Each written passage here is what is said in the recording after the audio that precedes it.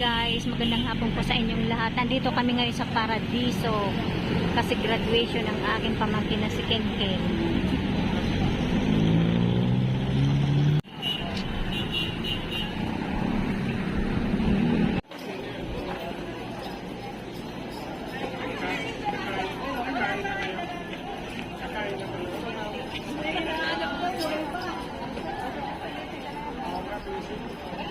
Ano? Kanya ito gala.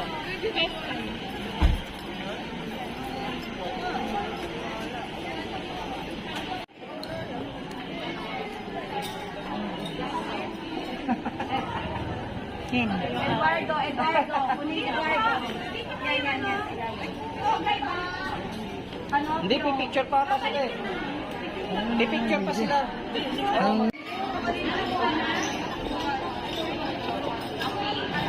Mag-ano ka na? Andrea. Ken, suot mo na yan, Ken.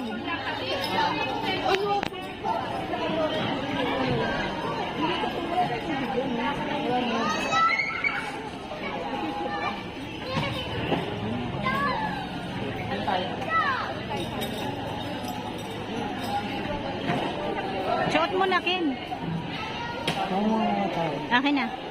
Hindi ba babalik ko doon? Ha? Kama muna si Andre. Nasaan? Video muna tayo, guys. Graduation ngayon ng aking pamangkin si Kenneth. Ayo ah. Nax, ang sweet naman ng dalawa. Ay, yung girlfriend niya, guys, si Andrea. Bibing-bibi yan si Kenneth.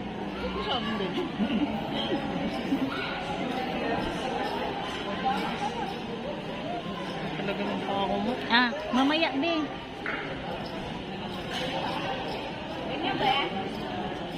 Ano to ilalagay na to, di ba, Andrea? Di ba ito, oh?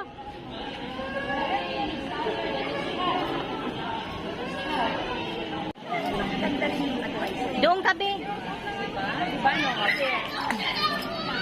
Kasama mo, Ken. Okay lang yan. Sige po, pwede po kayong mag-occupy sa loob po muna ng aircon po doon. Aircon po doon.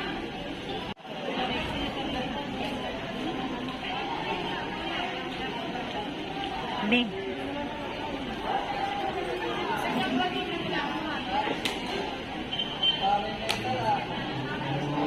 Halika na.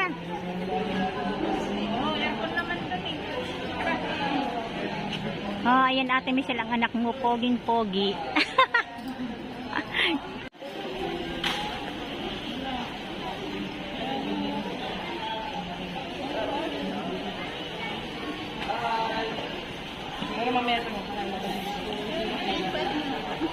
Ha? Ken, ibanan mo na si ano.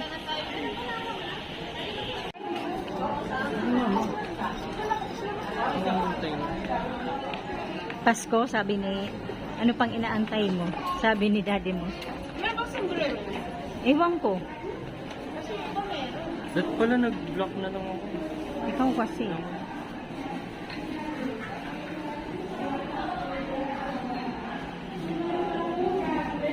Ayan guys, papasok na kami. We share these are the memories that you carry with us for a lifetime. Friendship, resilience, and support have made this journey, and I am grateful for the bonds we have formed. As we look towards the future, let us carry the lessons we have learned, the friendship we have forged, and the memories we have created with us. I extend my deepest gratitude to each and every one of you. Thank you for the memories, the lessons, and the laughter. And now I can say that I am proud of myself, and I am proud of each and every one of you, not just to my classmates, but to my fellow graduates. And remember, this is not the end, rather this is the beginning. Ken! Ken! Harap kayo ni ano? Harap kayong dalawa.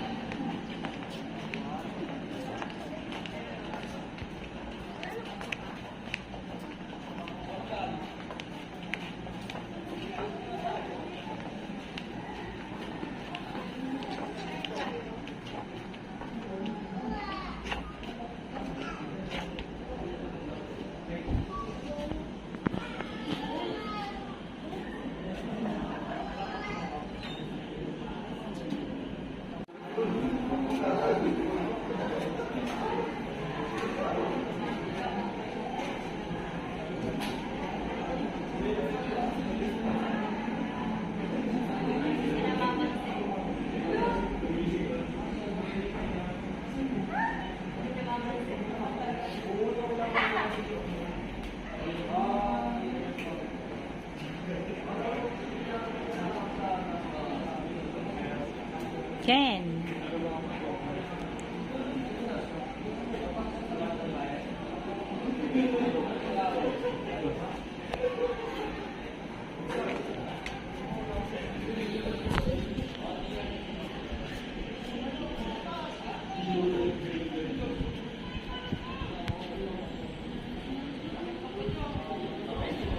B.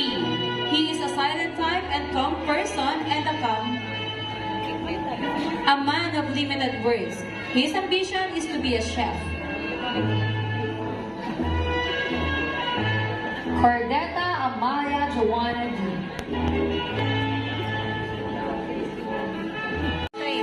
Sampilo Frankie P.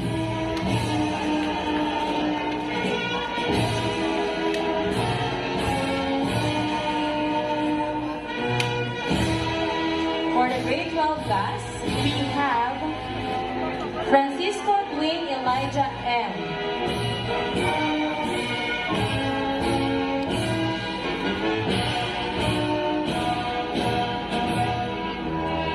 Belanizo Patrick Lance A.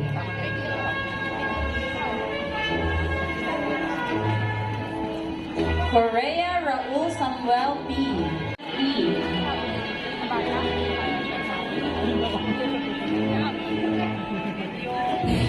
Cordetta Amalia Joanna D.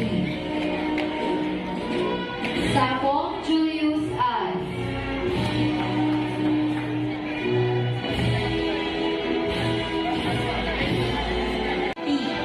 He is most cooperative and most friendly.